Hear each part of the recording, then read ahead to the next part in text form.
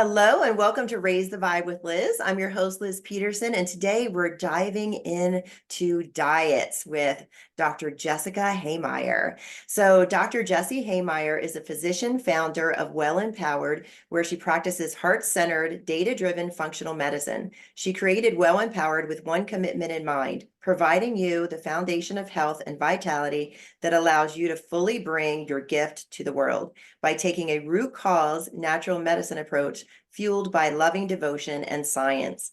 In working one-on-one and with groups, Dr. H's guidance balances science and heart, giving you the information, inspiration, and strategies needed to produce transformative health outcomes. Dr. H earned her Master of Science in Nutrition and Functional Medicine from the University of Western States, Doctor of Chiropractic Medicine from Natural University of Health Sciences, and Bachelor's of Arts from UCLA. She is an IFM certified practitioner, a licensed dietitian nutritionist, a certified nutrition specialist, and has learned from physicians at the forefront of functional medicine, including Dr. Mark Hyman and Dr. Tom O'Brien. Jessie, welcome to the show.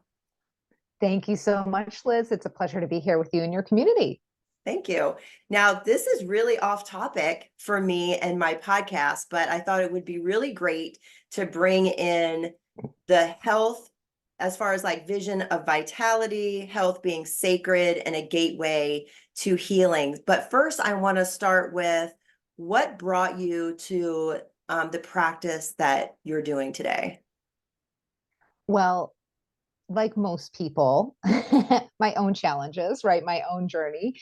And for me in particular, in my health journey, I had a long period of riding what I like to call the weight loss roller coaster, right? Really struggling with my weight and my experience of my body and my relationship with food.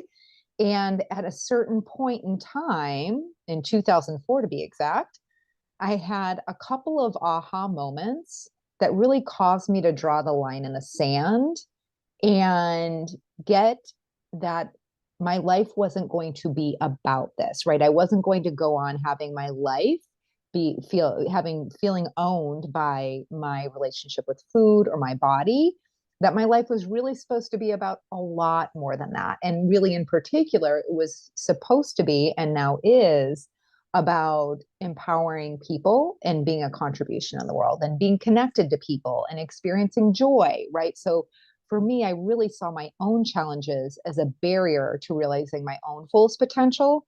And so in my own journey of, finding my way and authoring my sacred, my journey to honoring health as sacred, I also picked up tools including, education, et cetera, so that I could guide others in their own unique journey. Yeah, because you had an interesting start. You opened up your, let's see, where is it? You were in the fitness industry early on, earning Yeah, I 7 was. certifications and founding the first intensity personal training facility at age 25. Yeah. So exactly. So in the city of Chicago, I co-founded the first high intensity strength training facility, and really the first boutique strength training facility of its kind, in Chicago, and that was in 2002. Mhm. And I was the managing partner there for about 4 years before I sold my half, and then ultimately made my way back to graduate school. Incidentally, that strength training facility is still there. There are still some of the very first clients, and still some trainers have been there for over 20 years now. And that just brings me so much joy, Wow, to visit it and be a part of it still. I bet. What were your unique struggles? Yeah. So for me, I grew up dancing. And so for those of you who grew up dancing, you probably, get what that's like, right? I love, love, love dancing, still do. But there was a lot of time spent in front of a mirror. And I think for most of us now, a lot of people in the world understand what that's like by way of, Instagram, social media, the feeling of always being in front of the camera or a mirror of sorts. And for about 15 years or so, it really was this weight loss roller coaster experience. It was the experience of deprivation or overindulgence. Those really felt to me like the two options, the two ways of caring for myself. And, when I got that, that really wasn't working for me, right? It wasn't producing the outcomes I cared about. And it certainly didn't leave me feeling empowered, right? It allowed me to get curious about what would it be to self-author a new path.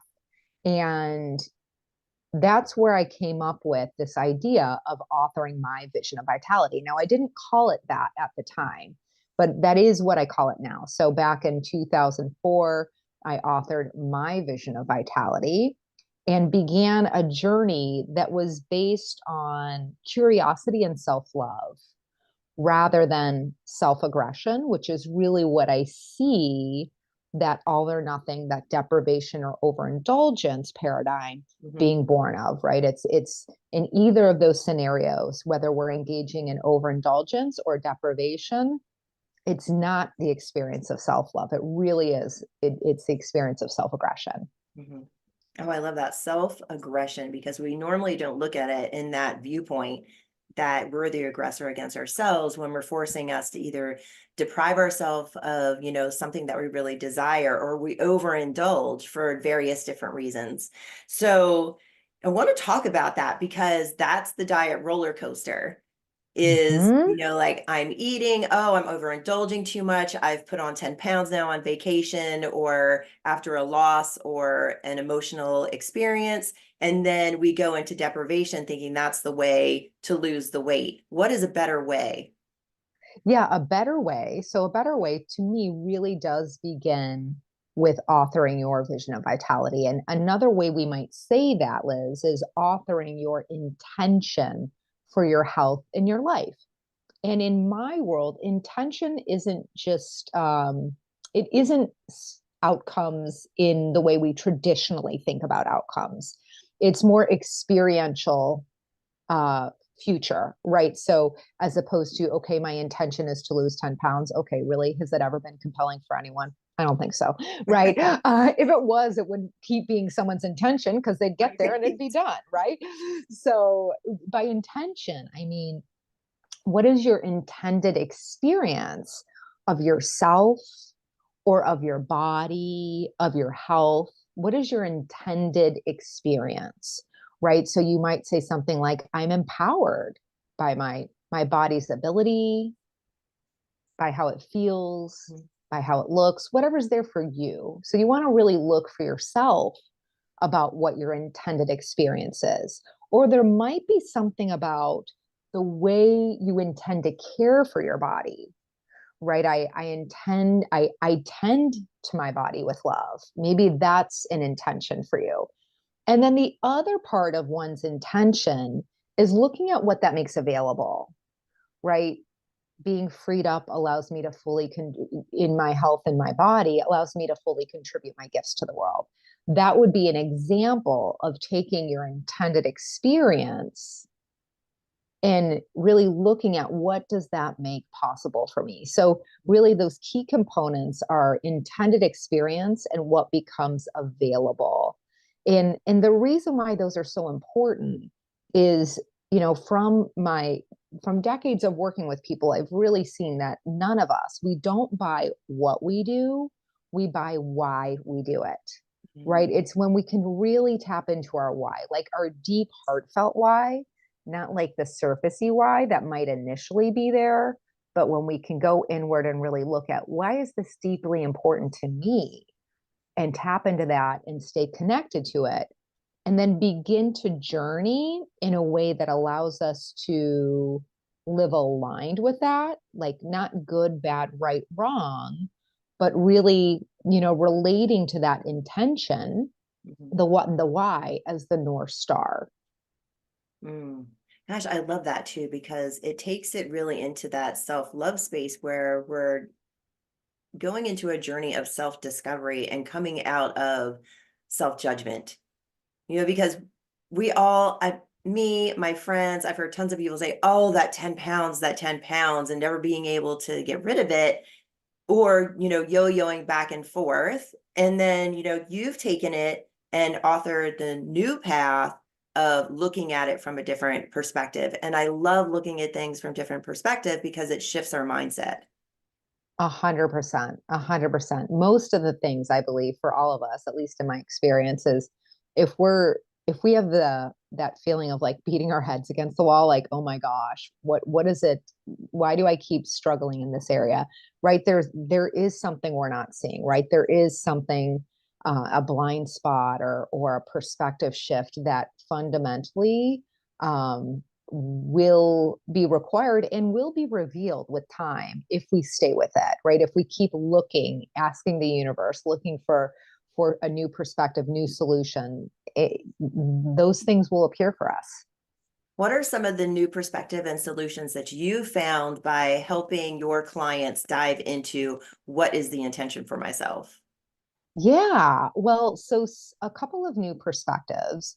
One is, giving up any conversations about what we can or can't have, or even should or shouldn't do, right? Can and can't, or should or shouldn't. There's a little bit of, you can kind of sense the morality in it, like, oh, I'm good if I do that and I'm bad if I don't, right? And that morality mixed into our choices in this area of life is just not a good fit, right? It doesn't serve us.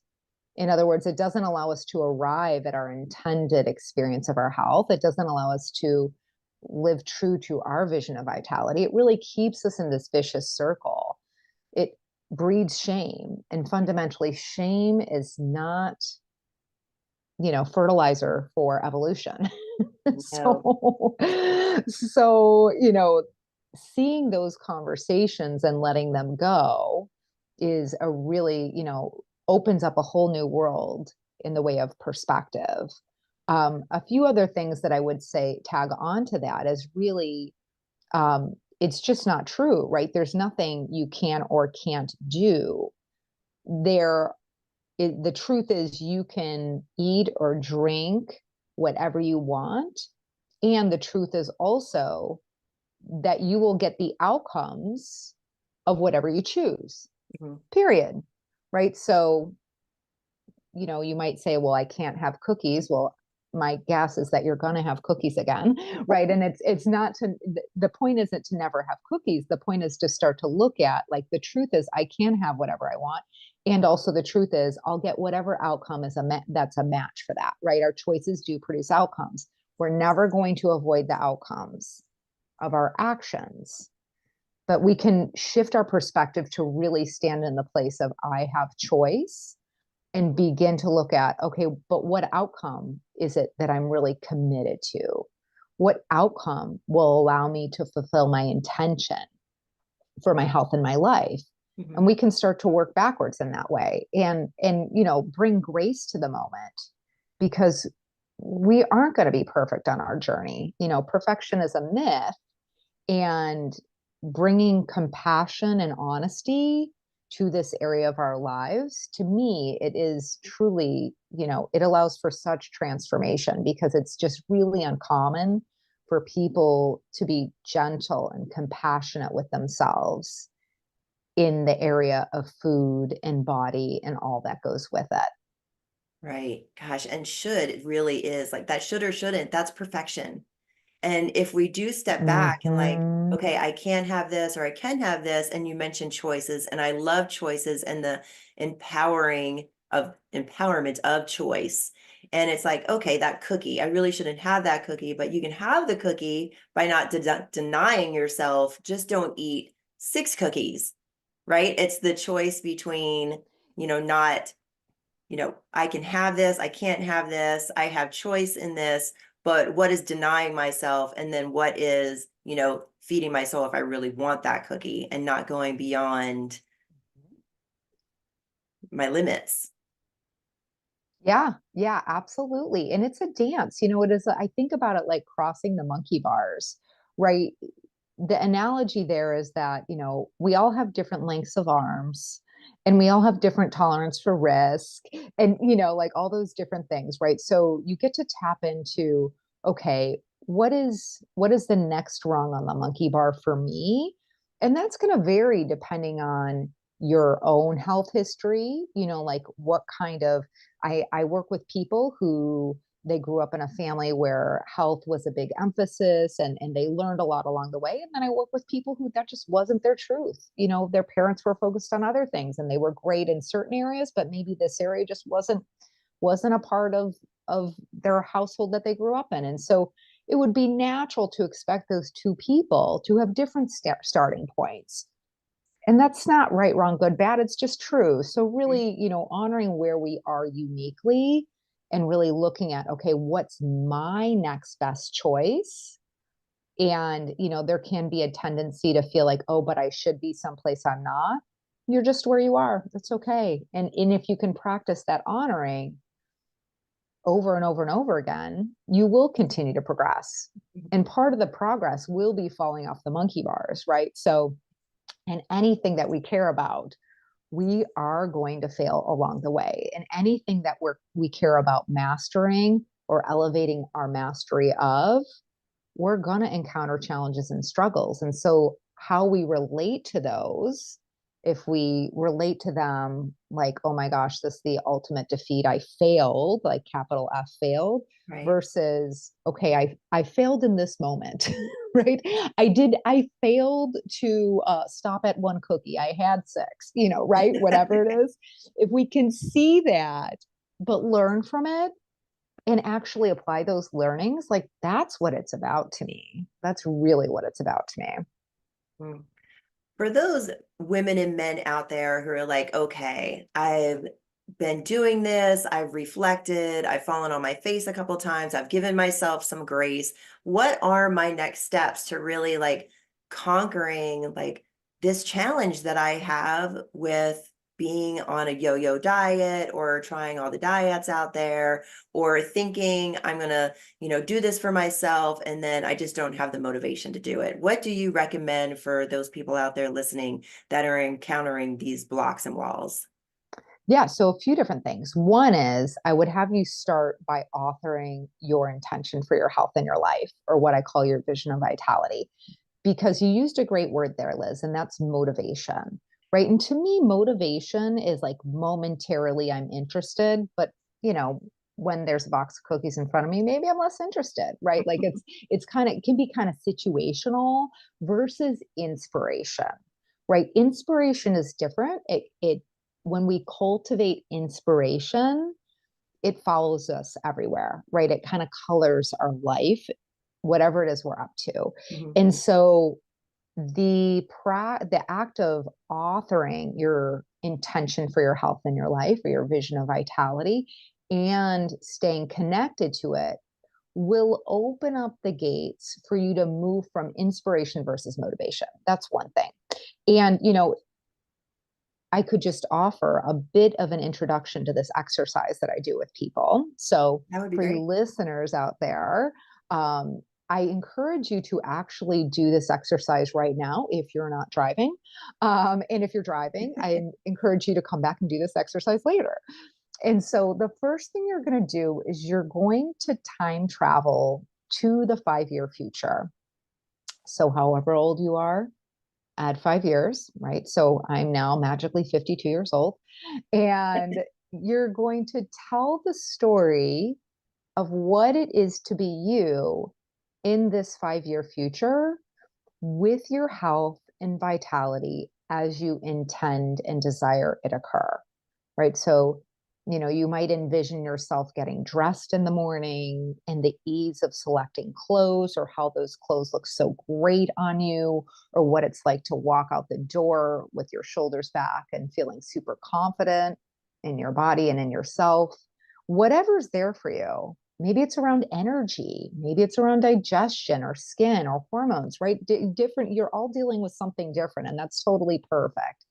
But my invitation is to tell that story of you thriving in 5 years from now, and tell it in first person present tense, right? So I'm 52 years old and my body is strong and healthy and resilient. Whatever's there for you, I'm full of energy. I joyfully engage with others in the world, whatever's there for you. So if you haven't already, pause and tell that story.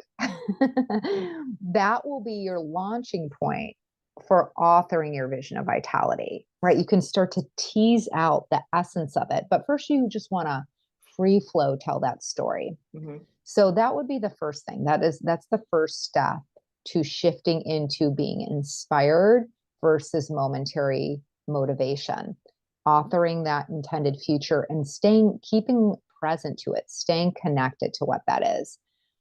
And then there are so many other things we could talk about that help us in our journey, right? So with that as our North Star, we want to get clear on what our next steps are. A Yes. lot of you probably already know some of the things that would make a difference, and maybe you're not so sure about others. So there are lots of resources out there. Obviously, I'm one of those resources, but so too, we all have some great resources at our fingertips these days.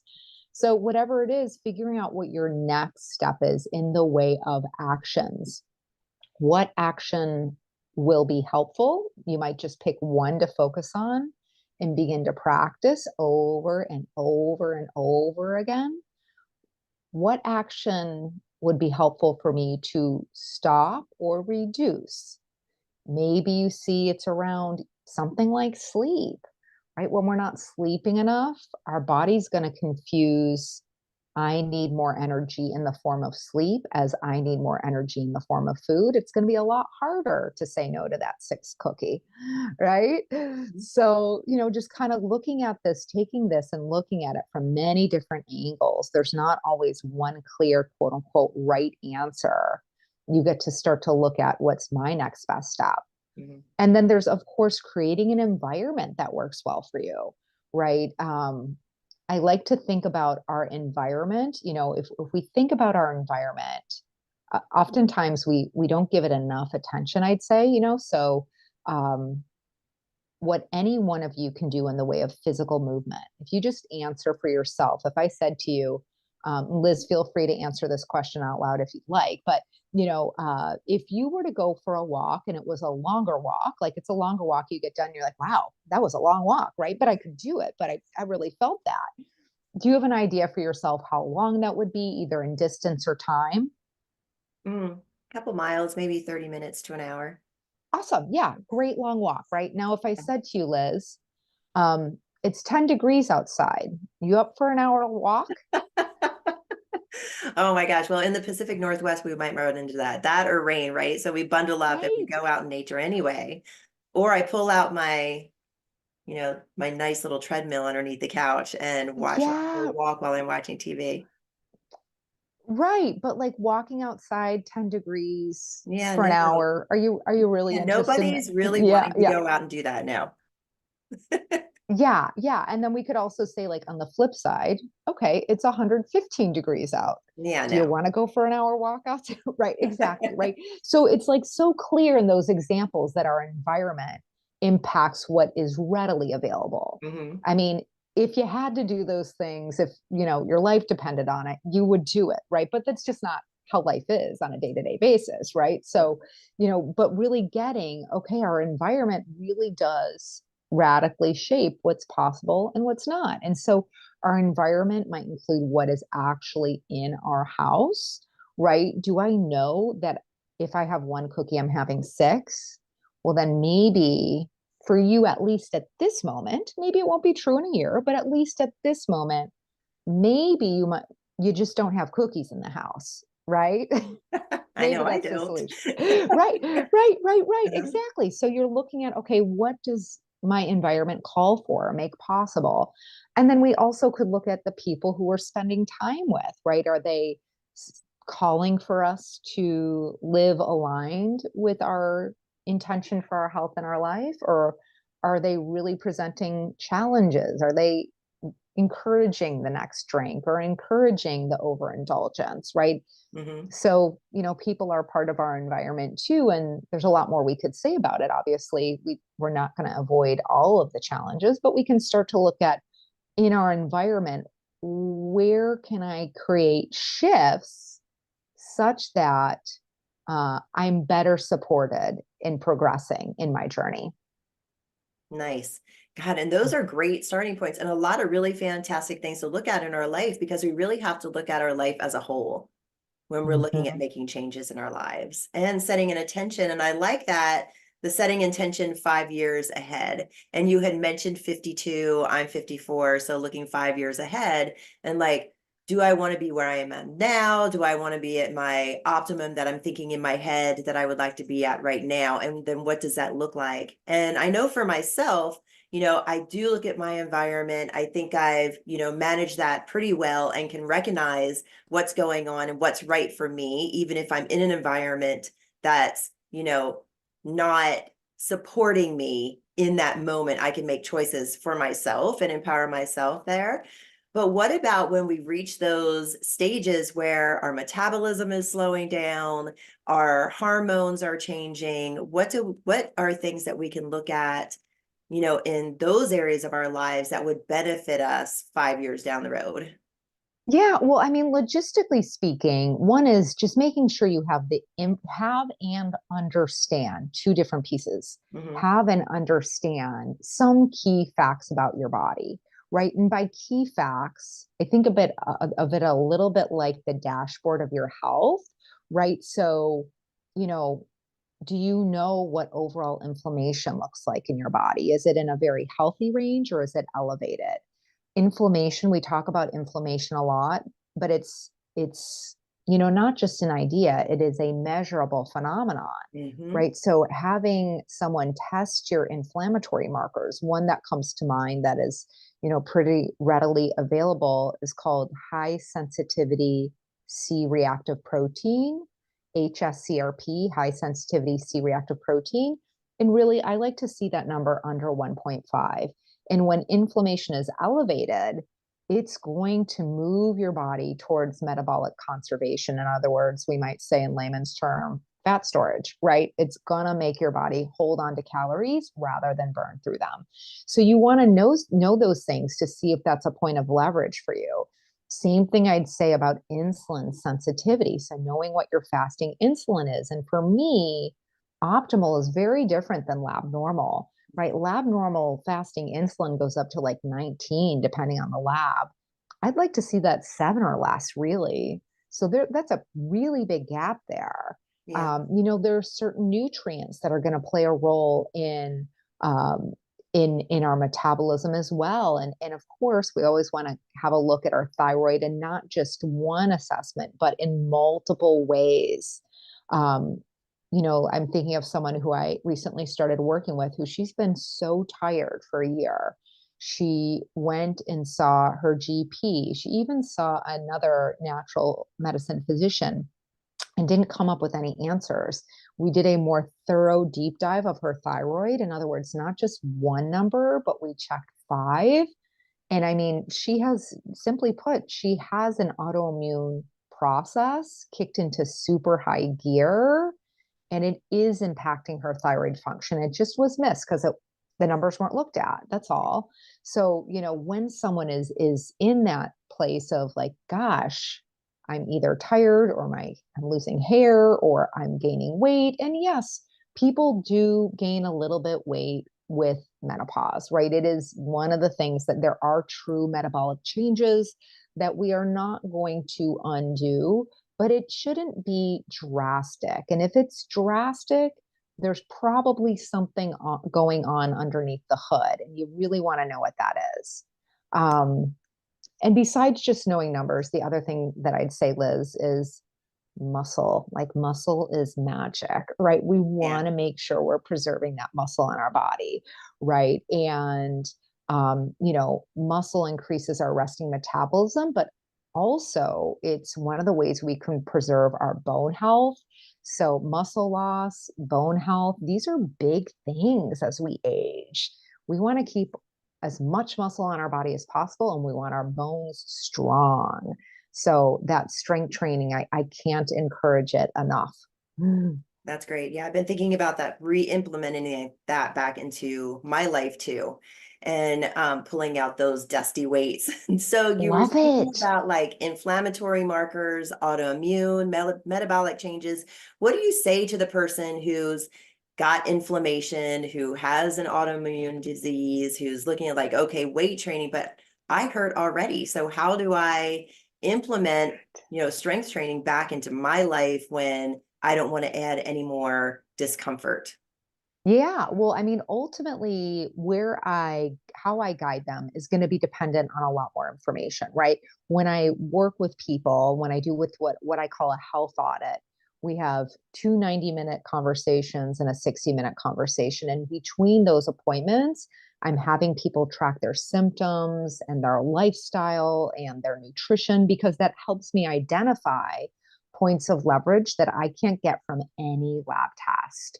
I'm going in and out of these documents. And when we reconnect, we're really digging into, okay, these are the things that are going to meaningfully make a difference, right? In the scenario you're talking about, okay, autoimmune disorder, aches and pains, I'm thinking right away about, okay, there's probably some underlying food sensitivity that person is dealing with. Mhm. So either we're going to test for a food sensitivity or we're just going to pull up the most likely culprits.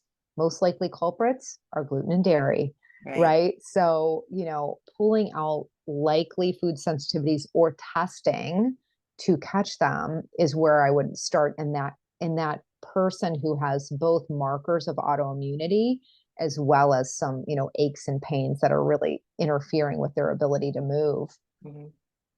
I also watched a program recently on Netflix, Hack Your Health, and it's secrets of your gut. And the microbiome, I had no idea that, I heard a little bit, over the years, but after watching this documentary, had no idea the role it actually plays, and that we have like this predisposition in our gut, that we have to work with. So for those of us who are looking, at all of these things, and we're actually like looking into our bodies and we're looking into our guts, what are some things that we can shift within ourselves to like bring ourselves to, more to balance?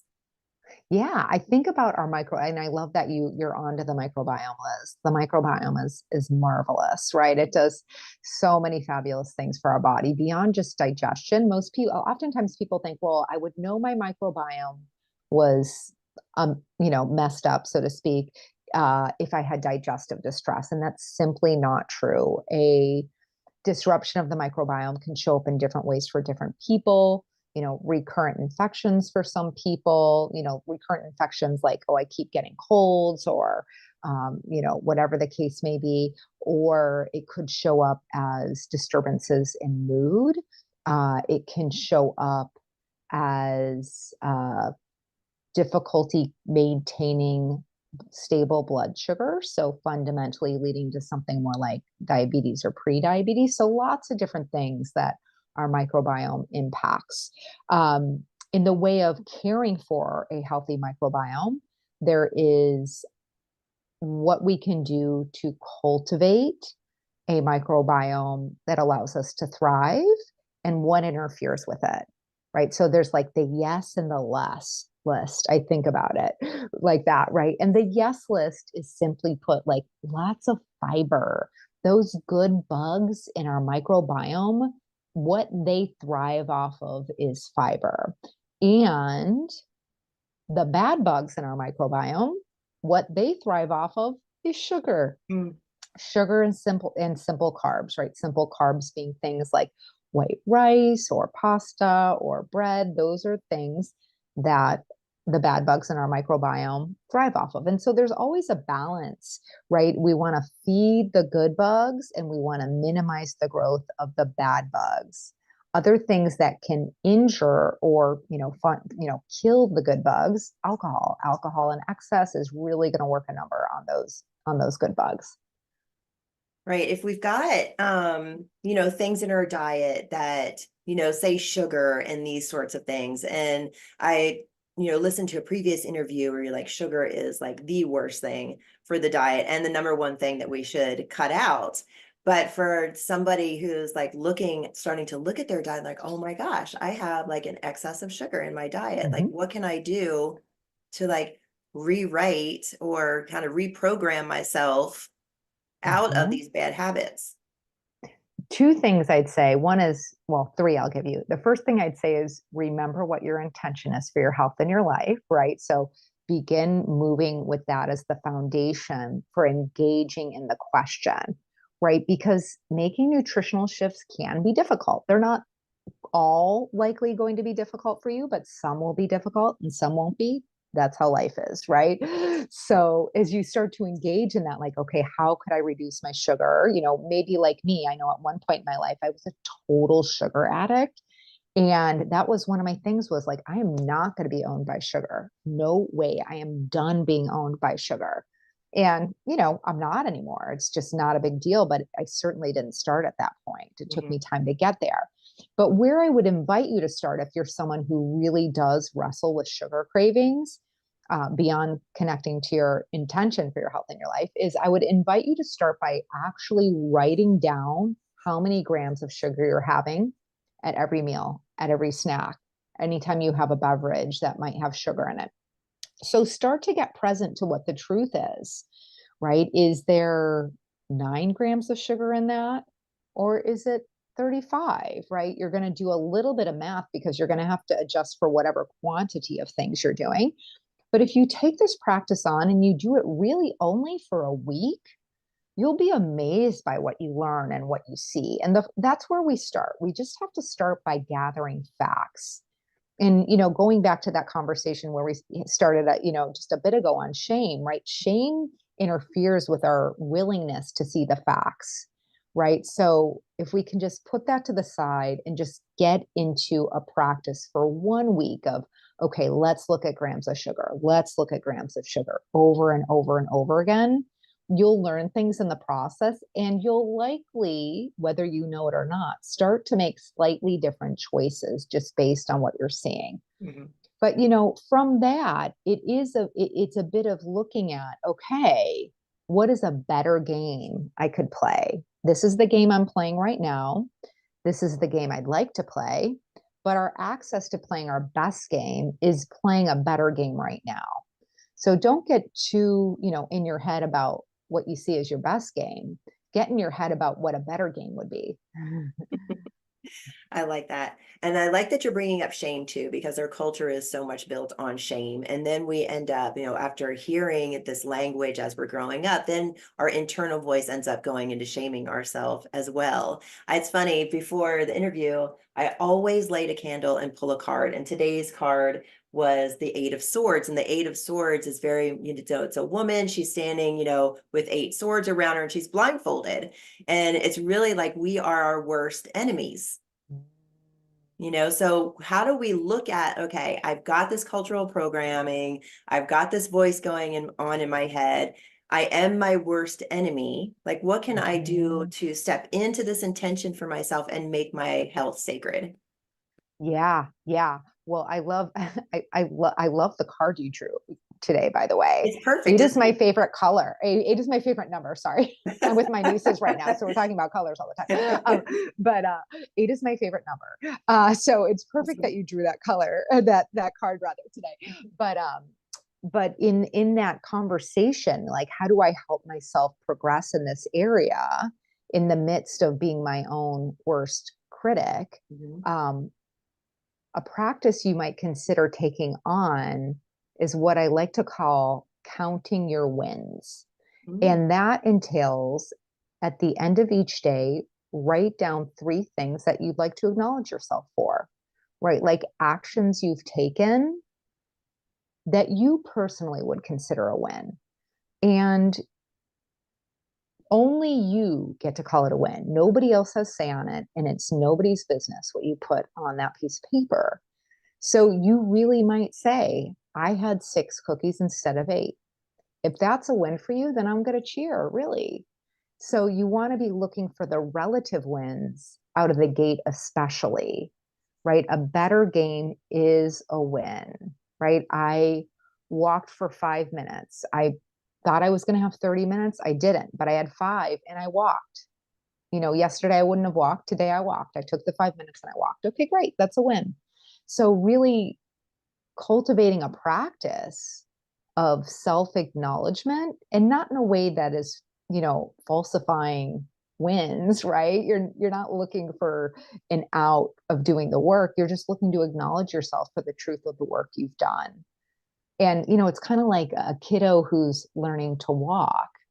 Every time they fall down, we cheer to help them stand back up, right? We cheer every step they take. So it's a little bit of both, helping ourselves in that journey, being our best cheerleaders.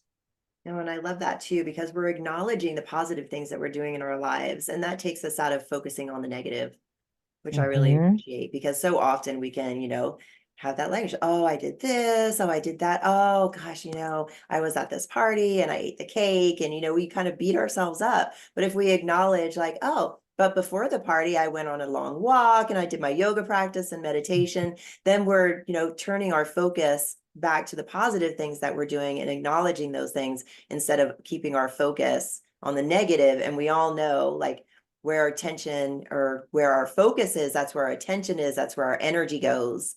So I'd much Yes. rather have my energy going and acknowledging all the positive things I did during the day, and acknowledging like, okay, my portion size was smaller, or I stopped eating when I felt full. Those are all positive things, instead of like, oh, but gosh, at 9 o'clock at night, which is my personal downfall, I grab those chips, and then the Yeah. acknowledgments, like maybe the next night, I'm like, oh, you know what? I did good last night, for myself. Now, not to put it in good or bad, but acknowledging I didn't snack last night and I'm pretty proud of myself, Yes. or whatever, and having my Yes. focus be on that in my food journey instead of on the negative things that I'm doing.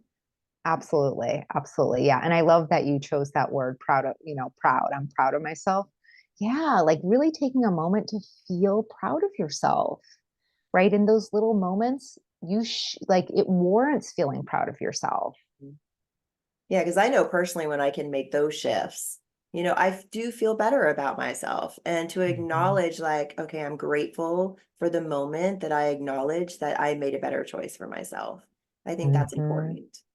You also Absolutely. talk about, Dr. Jessie, like mastering your middle ground and ditching, the all or nothing approach. Let's talk a little bit about that, because I think that's important too, to not put a lot of pressure on ourselves, Mhm. one way or the other, but to have that nice solid middle ground. Yeah, it really is, it's the dance of knowing that I think about it a little bit like if you've ever taken a kid to a bowling alley and they put the things in the bumper, like the little bumpers that the ball bounces off of, Uh-huh. it's like creating for yourself, okay, what's not too tight, not too loose, right? Having some idea of what amount of bend is the sweet spot for you, right? Because being too rigid, just like a tree that's too rigid is going to fall over in the first storm. It's going to break, right?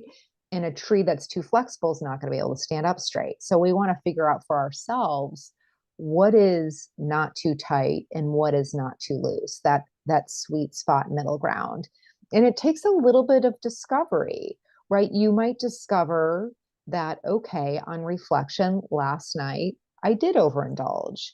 Either I didn't feel well, like I actually physically didn't feel great afterwards, or I just wasn't proud of myself afterwards. And maybe it's a little bit of both. Being able to see that and giving a little more structure to that. What was it that didn't work? Oh, you know what? 3 glasses of wine doesn't work for me.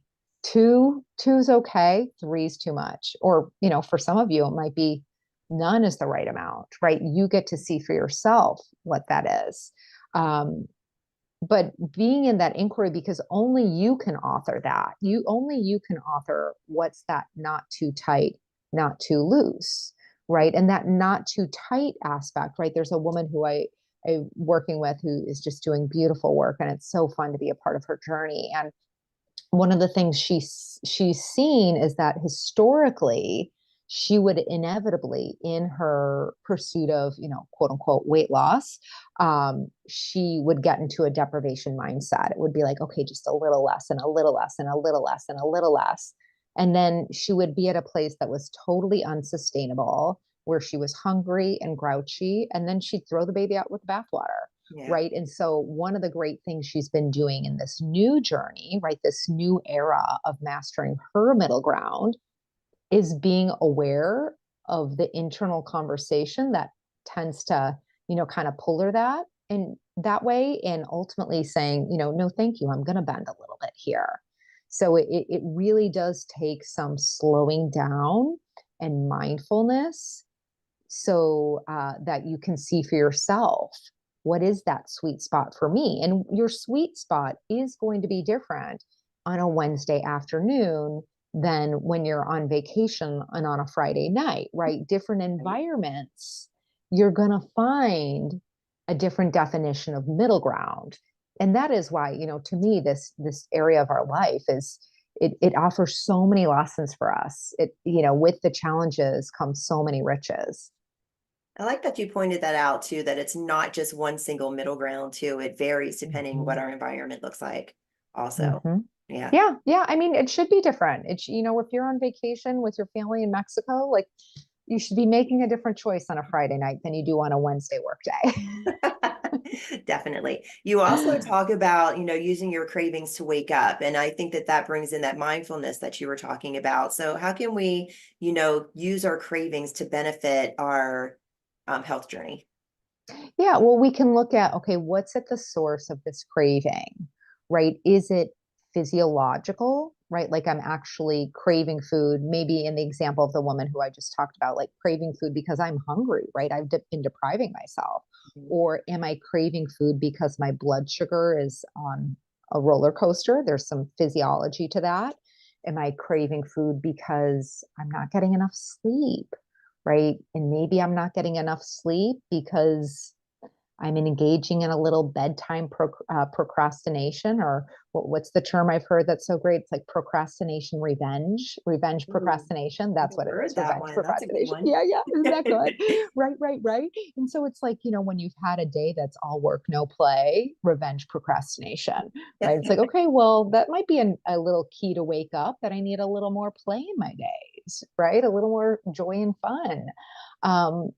Cravings also, of course, can be uh, grown out of the emotions that we're encountering. And sometimes they're emotions that we don't traditionally think of as difficult to be with, right? Like, we could have cravings in response to joy because, joy is an excitatory emotion, but also there can be a little bit of fear on the other side of it. Like, this is so good, I don't want to lose it kind of feeling, right? When we experience that joy. So, just being able to see, where is this craving? What is the genesis of this craving? Because cravings can be different in different situations, but usually for most people, it's a combination of things that are allowing for those cravings to emerge.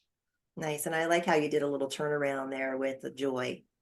Yeah. Good.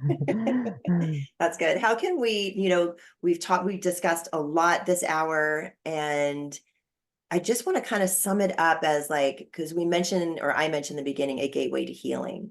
So how can we Mhm. use all of this information, setting our intention, being the author of our story, kind of doing some investigation work, creating healthy environments, looking at our, different metabolic issues or whatever that may be, into like all of that being a gateway into healing.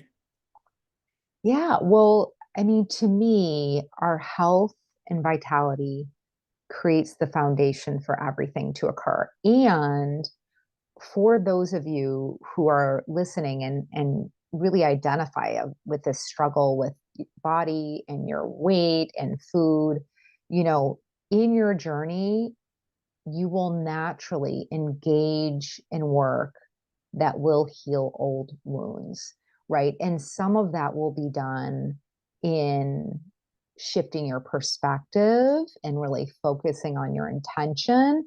Some of that will be done through just moving energy, right? Like actual movement of your body that moves energy and allows for healing in ways that it's really hard to, give words to. Mhm. So, when we step into a new journey of authoring our middle ground and moving from self love, invariably we will encounter our barriers to healing, and we will work through and begin to heal those wounds at deeper and deeper levels as we progress.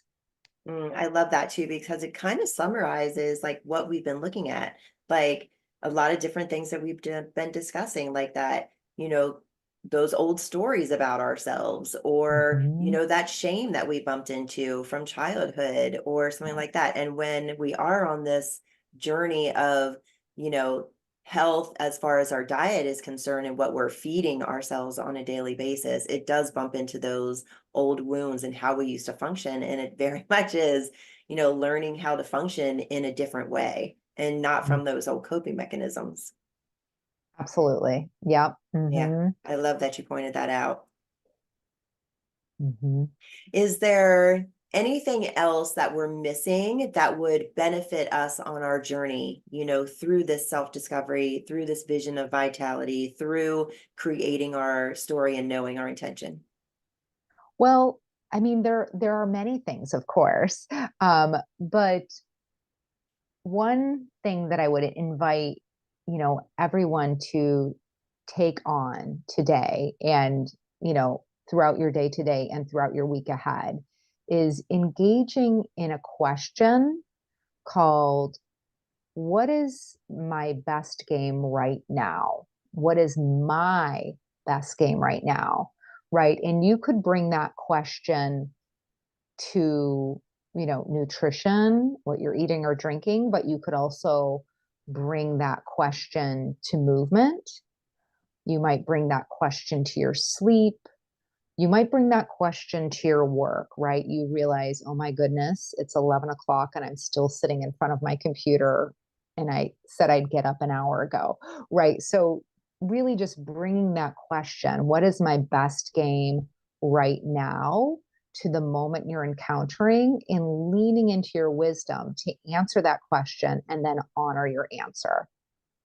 Well, I love that.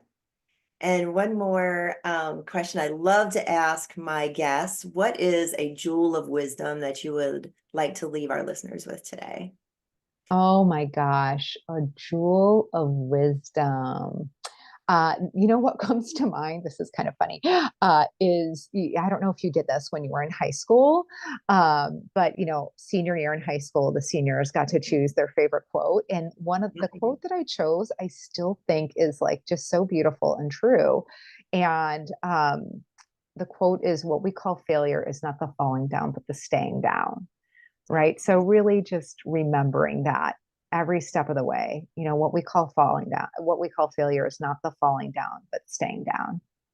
Oh, I love that, Dr. Jessie. Thank you so much. It's been such a My pleasure pleasure. to have you. How can people reach you? And do you have an offer for our listeners Yeah, today? absolutely. Yeah. So, first of all, the offer is you are, all of your listeners, you are gifted with 10% off if you feel like partnering would be of service to you. And, how you can find me is at wellempowered.com. I offer complimentary 30-minute consultations. So you can grab a spot on my calendar and just make sure you let me know Liz sent you here. And then on Instagram, you can find me at Well Empowered. Awesome. That's perfect. Thank you so much, Dr. Jessie. I really appreciate that. And I really appreciate you having you coming on the show. I think it's been a fabulous conversation, and there's been a lot of really positive information that we can pass on to our listeners. And I really appreciate having you on the show today. Thank you so much for joining me. Thank you so much, Liz. It's been a total pleasure to be here with you and your community. Thank you. And thank you everyone for joining us. Again, I'm Liz Peterson, and this is Raise the Vibe with Liz. You can find me everywhere at Raise the Vibe with Liz. And remember to get out there and raise the vibe, everybody. Have a great day, and thank you for joining us. Bye now.